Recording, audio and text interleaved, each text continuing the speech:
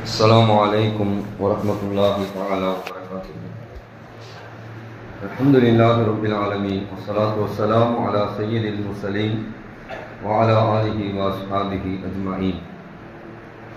قال الله تعالى في القرآن العظيم وفي الفرقان المجيد: أعوذ بالله من الشيطان الرجيم، بسم الله الرحمن الرحيم. وما من دابة في الأرض إلا على الله رزقها ويعلم مستقرها ومستودعها كل في كتاب مبين. புகழும் புகழ்ச்சியும் நம்மை எல்லாம் படைத்து பரிபாலித்துக் கொண்டிருக்கக்கூடிய ஏக இறைவன் அல்லாஹ் ஒருவனுக்கு உரித்தாகட்டுமாக. அவனுடைய திருத்துவதர் நம் ஆய்வு தலைவர் நலம்பெருமானார் ஸல்லல்லாஹு அலைஹி வஸல்லம் அவர்கள் மீதும் அவர்களின் வழி நடந்த உத்தம சத்திய சஹாபாக்கள், தாபிஈன்கள், தபா தாபிஈன்கள், சுஹதாக்கள், சாலிஹீன்கள், குறிப்பாக 9ஆம் நாள் தராவியை முடித்துவிட்டு அல்லாஹினுடைய அருளை பெறுவதற்காக வேண்டி இங்கே அமர்ந்திருக்கக்கூடிய நம் அத்தனை பேர்கள் மீதும் அல்லாஹினுடைய அருள் என்றென்றும் நிறைவாக உண்டாகட்டுமாக. ஆமீன். கண்ணியத்திற்கும் பெருமதிப்பிற்கும் உரிய அல்லாஹின் நல்லடியார்களே, பெரியவர்களே, சகோதரர்களே, இன்று ஓதப்பட்ட இந்த ஜுசுவிலே அல்லாஹ் தஆலா மனிதனுக்கு மட்டுமல்லாமல் உலகத்தில் இருக்கக்கூடிய எல்லா ஜீவராசிகளுக்கும் உணவளிப்பதை, ரிஸ்க் அளிப்பதை நான் பொறுப்பேற்றுக் கொண்டிருக்கிறேன் என்பதாக அல்லாஹ் தஆலா சொல்லி காட்டுகிறான். வமா மின் தாபத்தின் ஃபில் அர்தி இல்லா அலல்லாஹி ரிஸ்குஹா. இந்த பூமியிலே எந்த உயிரினமும் உணவு இல்லாமல் இருக்க முடியாது. எல்லாவற்றினுடைய உணவையும் நான் பொறுப்பேற்றிருக்கிறேன்.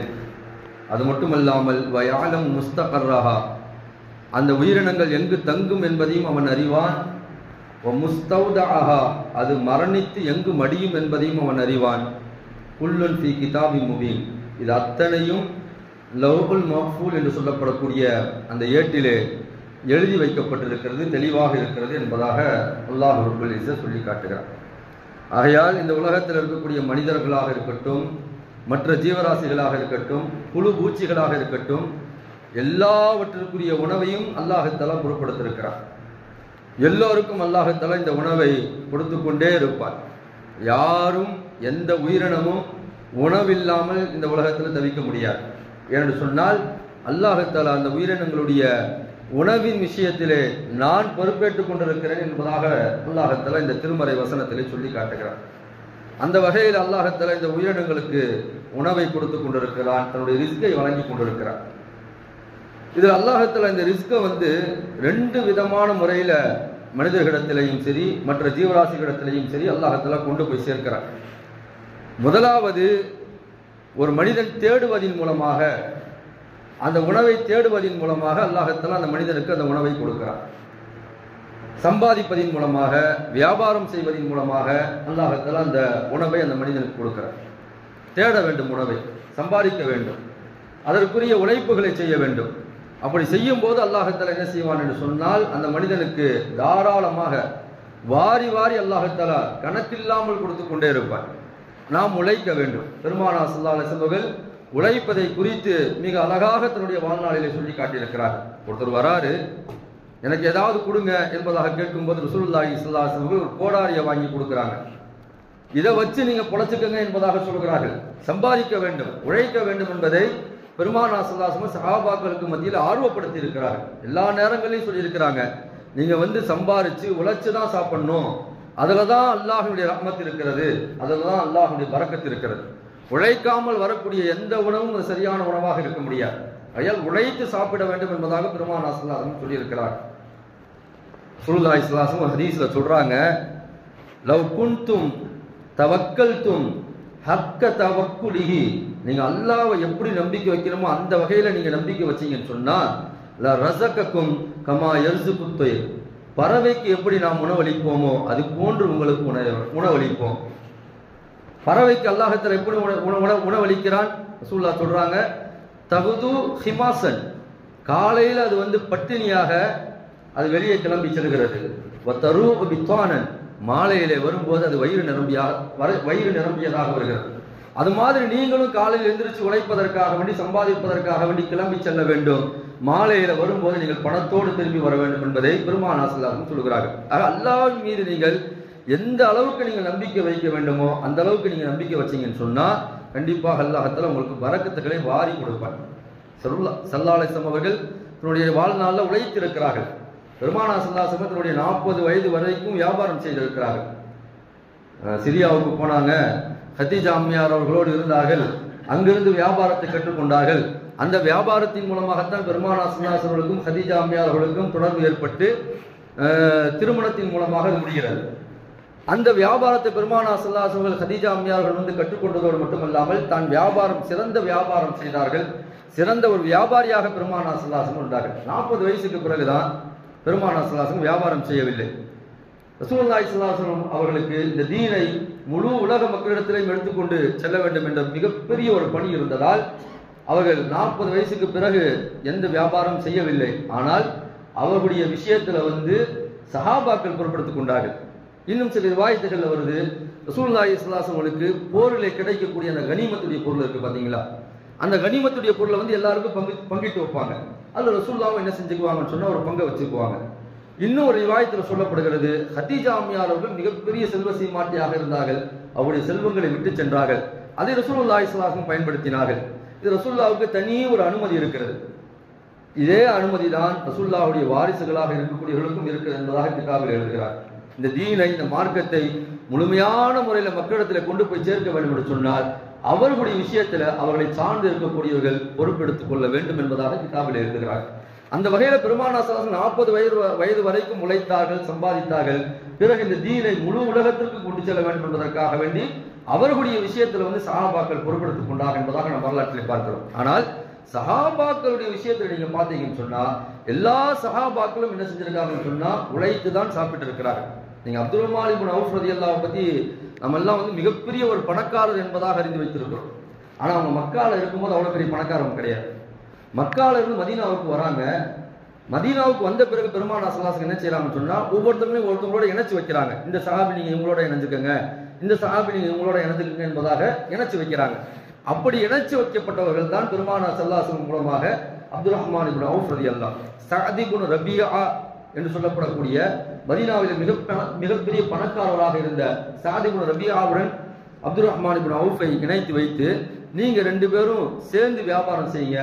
சஅத் இப்னு ரபியாவுக்கு ரசூலுல்லாஹ் சொல்றாங்க, நீங்க அவருக்கு எல்லா விதமான உதவியும் செய்யுங்க என்பதாக சொல்லுகிறார்கள். அது மாதிரி சஅத் இப்னு ரபியா ரலியல்லாஹு அவ்வப்போது அப்துல் ரஹ்மான் இப்னு அவுஃப்ட்ட கேட்பாங்க, உங்களுக்கு என்ன வேணுமோ எடுத்துக்கங்க, என்கிட்ட நிறைய இருக்குது, இதை வச்சு நீங்க என்ன வேணா செஞ்சுக்கங்க என்பதாக சொல்லும் போது அப்துல் ரஹ்மான் இப்னு அவுஃப் ரலியல்லாஹு சொல்லுவாங்களா, நீங்க எதுவும் எனக்கு தர தேவையில்லை, வியாபாரம் செய்யக்கூடிய இடம் எது என்பதாக காட்டுங்கள், தெருக்கள் எங்கே இருக்குது என்பதாக காட்டுங்கள், கடை தெருவுகள் எங்கே இருக்குது என்பதாக காட்டுங்கள், நான் புடைத்துக் கொள்வேன் என்பதாக சொல்லி அந்த மாதிரி காட்டப்படுகிறது. அவங்க கடை தெருவுக்கு போறாங்க, வியாபாரம் செய்யறாங்க. அந்த வியாபாரத்தின் மூலமாக அல்லாஹ் தஆலா எவ்வளவு பெரிய ஒரு பரக்கத்தை கொடுத்தான்னு சொன்னா மதீனாவிலேயே மிகப்பெரிய ஒரு பணக்காரராக அப்துல் ரஹ்மான் இப்னு அவுஃப் ரலியல்லாஹு உருவானார்கள்.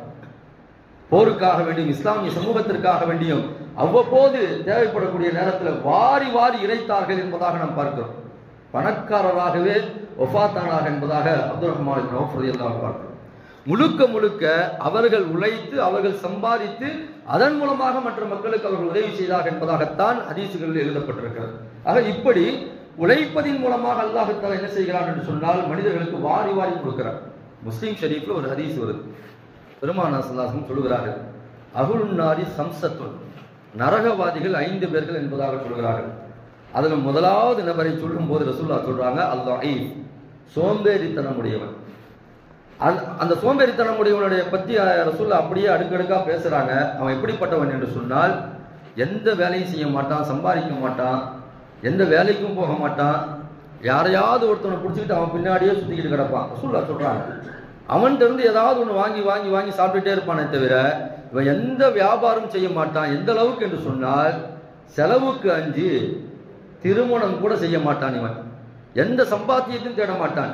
இந்த சோம்பேறி நரகத்திற்குரியவன் என்பதாக பெருமானார் ஸல்லல்லாஹு அலைஹி வஸல்லம் சொன்னார். இரண்டாவது அல் ஹாயின், மோசடிக்காரன். இந்த மோசடிக்காரனை குறித்து பெருமானார் ஸல்லல்லாஹு அலைஹி வஸல்லம் பேசும்போது இவன் என்ன ஒரு பொருளாக இருந்தாலும் சரி அவனுக்கு சிலரை ஏமாற்றி அந்த பொருளை அவன் அடைஞ்சாதான் அவனுக்கு திருப்தியே வரும். சாதாரணமாக ஒரு சின்ன ஒரு பன்னாக இருந்தாலும் சரி, ஒரு சின்ன ஒரு டீயாக இருந்தாலும் சரி, அடுத்தவனை ஏமாற்றி வாங்கி குடிச்சாதான் அவனுக்கு திருப்தியா இருக்கும். இவன் நரகவாதி என்பதாக பெருமானார் ஸல்லல்லாஹு அலைஹி வஸல்லம் சொன்னார். மூன்றாவது ஒரு மனிதர், இவருடைய விஷயத்துல ரொம்ப கவனமாக இருக்க வேண்டும் என்பதாக பெருமானார் ஸல்லல்லாஹு அலைஹி வஸல்லம் சொன்னார். துரோகி, கூடையே இருந்து குடி பொறுப்பவன். இவனை பத்தி பெருமானார் ஸல்லல்லாஹு அலைஹி வஸல்லம் பேசும்போது, இந்த துரோகியுடைய தன்மையை குறித்து பேசும்போது 2 விஷயங்கள்ல சொல்றாங்க ரசூலுல்லாஹ். ஒன்னு, உன்னுடைய பொருளை அழிப்பதிலேயே அவன் குறியாக இருப்பான். இரண்டாவது, உன்னுடைய வீட்டாருடைய விஷயத்துல அவன் தவறாக நடந்து கொள்வான். உன்னுடைய பொருளையும் அழிப்பான், உன்னுடைய குடும்பத்தாருடைய விஷயத்திலே அவன் தலையிட்டு, நம்ம வெளிப்படையாக சொல்வது என்று சொன்னால் உன்னுடைய மனைவியினுடைய விஷயத்துல கூட அவன் தவறாக நடந்து கொள்வான். இது மாதிரி இந்த மாதிரியான மனிதர் இருக்கிறான், இந்த துரோகி இருக்கிறானே, இவனும் நரகவாதி என்பதாக சொல்கிறான். நான்காவதாக அல் பஹீல், கஞ்சத்தனமுடையவன். அதே வரியில நான்காவதாக ரசூலுல்லாஹி ஸல்லல்லாஹு அலைஹி வஸல்லம் சொல்கிறார்கள் அல் கத்தாப், பொய் பேசக்கூடியவன். இந்த 2 பேரும் நரகவாதிகள் என்று சொன்னால், கஞ்சத்தனமுடையவன் கண்டிப்பாக என்னைக்கும் உழைக்க மாட்டான். பொய் பேசக்கூடியவன் பிறரை ஏமாற்றிக் கொண்டே இருப்பான். எதை வேண்டுமானாலும் சமாளிக்கலாம் என்பதாக அவன் ஏமாற்றிக் கொண்டே இருப்பான். இந்த 2 பேரும் நரகவாதி என்பதாக சொல்லிவிட்டு ஐந்தாவதாக சொல்கிறார்கள் கெட்ட வார்த்தையை பேசக்கூடிய மனிதன். அவன் வாயை திறந்தாலே அசிங்கமான வார்த்தை, கெட்ட வார்த்தை, மோசமான வார்த்தைகள் தான் வரும். இன்னைக்கு நிறைய பேர் தமிழ்நாட்டில் நம்ம பார்க்கிறோம். இன்னமும் அது பிஸ்மில்லா மாதிரி என்ன செய்யறாங்கன்னு சொன்னா, வார்த்தைக்கு வார்த்தை ஏதோ ஒரு வார்த்தையை சொல்றானுங்க. நல்லா பாதுகாக்கணும். நீங்க எங்கேயாவது டீ நின்று குடிச்சு பாருங்களேன், எவனாச்சும் நம்முடைய பக்கத்துல நின்றானா என்னமோ அது ஒரு நல்ல வார்த்தை மாதிரி என்ன செய்யறான்னு சொன்னா, அவங்க அம்மாவை இழுக்கிறான், என்னென்னமோ இழுத்து பேசுறான் அவன் மாட்டுக்கு. அது காதிலே நம்மளால கேட்க முடியல. இது மாதிரியான மானக்கெட்ட பேச்சை பேசக்கூடியவர்கள் நரகவாதிகள். இந்த 5 பேர்ல பெருமானார் ஸல்லல்லாஹு முதன்மைப்படுத்தி இருப்பது சோம்பேறித்தனமாக இருந்து பிறருடைய காசுல வாழக்கூடியவன், உழைக்காதவன் என்பதாக பெருமானார் ஸல்லல்லாஹு அலைஹி வஸல்லம் சொல்லி இருக்கிறார்கள். ஆகையா இது விஷயத்துல ரொம்ப கவனமாக இருக்கணும். நம்ம உழைக்கணும். உழைச்சா அல்லாஹ் தஆலா அதுக்குரிய கூலியை இந்த உலகத்துல தருவான். எத்தனையோ பேருக்கு இன்னைக்கு பெரிய பணக்காரர்களாக இருக்கிறார்கள் சொன்னால் சாதாரண மகளத்தை கொடுத்துட மாட்டாங்க. உழைப்பை அவர்கள் போட்டிருப்பார்கள், ரொம்ப கஷ்டப்பட்டிருப்பாங்க, ரொம்ப சிரமப்பட்டிருப்பாங்க, அடிக்கு மேல் அடி வாங்கியிருப்பார்கள், உதைக்கு மேல் உதை வாங்கியிருப்பார்கள், நிறைய ஏச்சுக்களையும் பேச்சுக்களையும் நிறைய அவமானங்களையும் தாங்கித்தான் ஒரு இடத்துல உட்காருவாங்க. நம்ம நினைப்போம் இன்னைக்கு பார்த்தா அவங்க பரவாயில்லடா பெரிய இடத்துல இருக்காங்கன்னு நினைப்போம். ஆனா எல்லாத்தையும் தாண்டி தான் உட்கார்ந்துருப்பாங்க. அந்த உழைப்புக்கு அல்லாஹ் தஆலா கண்டிப்பாக உரிய மரியாதையை கொடுப்பார். அதே உழைத்து சாப்பிட வேண்டும். இது உழைக்கிறதின் மூலமாக கிடைக்கக்கூடிய ஒரு வருமானம். இரண்டாவது, ரசூலுல்லாஹி ஸல்லல்லாஹு அலைஹி வஸல்லம் சொல்கிறார்கள், சிலவற்றுக்கு அல்லாஹ் தஆலா தானாகவே கொண்டு போய் சேர்ப்பான், அவங்களால உழைக்க முடியாது அப்படின்னு சொல்லும்போது ரசூலுல்லாஹ் இந்த உதாரணத்தை சொல்றாங்க. நூஹ் அலைஹிஸ்ஸலாமுடைய காலத்துல நூஹ் அலைஹிஸ்ஸலாம் அவர்கள் என்ன செய்யறாங்கன்னு சொன்னால், கடல் ஓரமா போயிட்டே இருக்கிறாங்க. அப்போ ஒரே ஒரு எறும்பு என்ன செய்யுதுன்னு சொன்னா, ஒரு உணவை சுமந்துக்கிட்டே போகுது. நூஹ் அலைஹிஸ்ஸலாம் ஆச்சரியமா பாக்குறாங்க, இந்த எறும்பு ஒரு உணவை சுமந்துக்கிட்டே போகுது அப்படின்னு சொல்லிட்டு அது பின்னாடியே போறாங்க. அது கடல் பக்கமா போகுது. அங்கிருந்து ஒரு தவளை வருது. அந்த தவளை வாயை திறக்குது. அந்த தவளையுடைய வாயுக்குள்ள போய் என்ன செஞ்சது, இது உட்காந்துருது. அதுக்கு பிறகு அந்த தவளை என்ன செஞ்சு சொன்னா, கடலுக்குள்ள போயிடுது. போயிட்டு ரொம்ப நேரம் கழிச்சுட்டு திரும்பவும் என்ன செய்யுதுன்னு சொன்னா, அந்த தவளை வருது, வாயை திறக்குது. அங்கிருந்து எறும்பு வெளியே வருது, ஆனா உணவு இல்லை. உங்களுக்கு எல்லாம் தெரியும், நூஹ் அலைஹிஸ்ஸலாம் அவர்களுக்கு சுலைமான் அலைஹிஸ்ஸலாம் அவர்களுக்கு அல்லாஹ் தஆலா எறும்பிட்ட பேசக்கூடிய அந்த ஒரு தன்மையை கொடுத்திருந்தார். குர்ஆன்ல அல்லாஹ் தஆலா பேசுகிறார். அந்த சுலைமான் அலைஹிஸ்ஸலாம் என்ன செய்யறாங்கன்னு சொன்னா, அந்த எறும்பிட்ட கேட்கிறாங்க, இது மாதிரி உள்ள போயிட்டு வந்தியே, எங்க போயிட்டு வந்த என்பதாக கேட்கும்போது அந்த எறும்பு சுலைமான் அலைஹிஸ்ஸலாம் இடத்துல சொல்லுது, இந்த ஒரு கடலுக்குள்ள ஒரு பாறை இருக்கு, அந்த பாறைக்குள்ள கண் தெரியாத ஒரு புழு இருக்கிறது. நம்ம சொல்றோம்ல, பாறைக்குள் இருக்கக்கூடிய தேரைக்கும் அல்லாஹ் தஆலா உணவு வழங்குகிறான்னு சொல்றோம் பாத்தீங்களா, அந்த எறும்பு சொல்லுது, பாறைக்குள்ள கண் தெரியாத ஒரு புழு இருக்கு, அந்த புழுவுக்கு உணவு கொடுக்கக்கூடிய பொறுப்பை அல்லாஹ் எனக்கும் இந்த தவளைக்கும் கொடுத்துருக்கிறான். அந்த தவளையுடைய வாயில நான் போய் உட்காந்துருவேன், அதை எடுத்துட்டு போயிட்டு அழகா போய் என்ன செஞ்சு கொடுத்துட்டு திரும்ப என்னை எடுத்துட்டு கரையில விட்டுரும். ரொட்டீனா தினமும் நாங்க இந்த வேலையை செய்யறோம் என்பதாக அந்த எறும்பு சொன்னதாக சுலைமான் அலைஹிஸ்ஸலாம் சொல்கிறார்கள். சில பேருக்கு அல்லாஹ் தஆலா என்ன செய்வான் என்று சொன்னால், தானாகவே கொடுப்பான். உமை யத்தகில்லாஹ் யஜஅல் லஹு மக்ரஜன். பெரியார்கள் சொல்வார்கள், உங்களுக்கு ரொம்ப கடினமான கஷ்டமா இருக்குதா, ரொம்ப உங்களுக்கு வியாபாரத்துல நலிஞ்சு போயிருக்கிறீங்களா, வியாபாரத்துல பரக்கத்து இல்லாம இருக்குதா, வியாபாரத்துல கொஞ்சம் மேல வர முடியலையா, இந்த ஆயத்தை ஓதுங்க என்பதாக சொல்வார்கள். உமை யத்தகில்லாஹ் யஜஅல் லஹு மக்ரஜன் வ யர்ஸுகுஹு மின் ஹைஸு லா யஹ்தஸிப். இந்த ஆயத்தை நீங்க தொடர்ந்து ஓதிக்கிட்டே வந்தீங்கன்னு சொன்னா அல்லாஹ் தஆலா பரக்கத்தை உங்களுக்கு அள்ளி தருவான். அதனால ஓதிக்கிட்டே இருக்கிறது இதை ஓதிக்கிட்டு பள்ளிவாசல்ல உட்கார்ந்து ஓதிக்கிட்டு இருந்தா கிடையாது. ஹதீஸ்ல ரசூலுல்லாஹ் எப்படின்னு சொல்றாங்க, நீங்கள் ஒட்டகத்தை கட்டி போட்டு தான் என்ன செய்யணும், அல்லாஹ்ட்ட உதவி செய்யணும். ஆகவே துவா செய்யறதுடன் அதற்குரிய முயற்சிகளை நாம் செய்யணும். அந்த வியாபாரத்திற்குரிய எல்லா விதமான முயற்சிகளும் செஞ்சுட்டு நம்ம அல்லாஹ்ட்ட கையேந்தும் போது அல்லாஹ்தாலா அந்த ரிஸ்கை விசாலமாக தருவான். அல்லாஹ்தாலா இப்படி ஒரு மனிதனுக்கும் சரி ஒரு உயிரினத்திற்கும் சரி அல்லாஹ்தாலா ஒன்று அது தேடி செல்வதன் மூலமாகவும் அந்த உணவை தருகிறான், இரண்டாவது அல்லாஹ்வே தானாகவே சென்று அதற்கு உணவையும் கொண்டு போய் சேர்க்கிறான். ஆக இந்த உலகத்துல எந்த உயிரினமும் ரிஸ்க் இல்லாமல் உணவில்லாமல் இந்த உலகத்துல தவிக்கப்படாது. அல்லாஹ்தாலா ரிஸ்கினுடைய பொறுப்பை தன் கையில வைத்திருக்கிறான். அல்லாஹ்தாலா சொல்லியிருக்கக்கூடிய அந்த ரிஸ்கை அடைவதற்கு நாம் உழைப்போம், நல்ல முறையில சம்பாதிப்போம், ஹலாலான முறையில சம்பாதிப்போம். ஹலாலிலே தான் பரக்கத் இருக்கிறது. பெருமானார் ஸல்லல்லாஹு அலைஹி வஸல்லம் சொன்னார்கள், நீங்கள் ஹலாலான வருமானத்தை தேடும் போது அது குறைவாக இருந்தாலும் அல்லாஹ்தாலா நிறைவான பரக்கத்தை உங்களுக்கு அள்ளி தருவான் என்பதாக நமக்கு சொல்லியிருக்கிறார்கள்.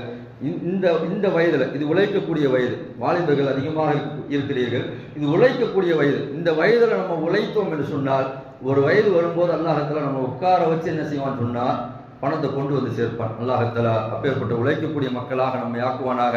அல்லாஹின் மீது முழுமையான முறையில நம்பிக்கை வைத்து இந்த உலகத்துல வாழக்கூடியவர்களாக அல்லாஹ்தாலா நம்மை ஆக்கி அருள்வானாக. யாரிடத்திலையும் கையேந்தாமல், யாரிடத்திலையும் யாசகம் கேட்காமல், பிறரிடத்திலே கையேந்தாத ஒரு சூழ்நிலையை அல்லாஹ்தாலா நமக்கு தந்தருள்வானாக. வாஹிதவானா அல்ஹம்துலில்லாஹி ரப்பில் ஆலமீன். பிஸ்மில்லாஹிர் ரஹ்மானிர் ரஹீம். நவைத்து சௌம கதின் அன் அதாஹி ஃபர்தி ரமலான ஹாதிஹி ஸனதி லில்லாஹி தஆலா. இந்த வருடம்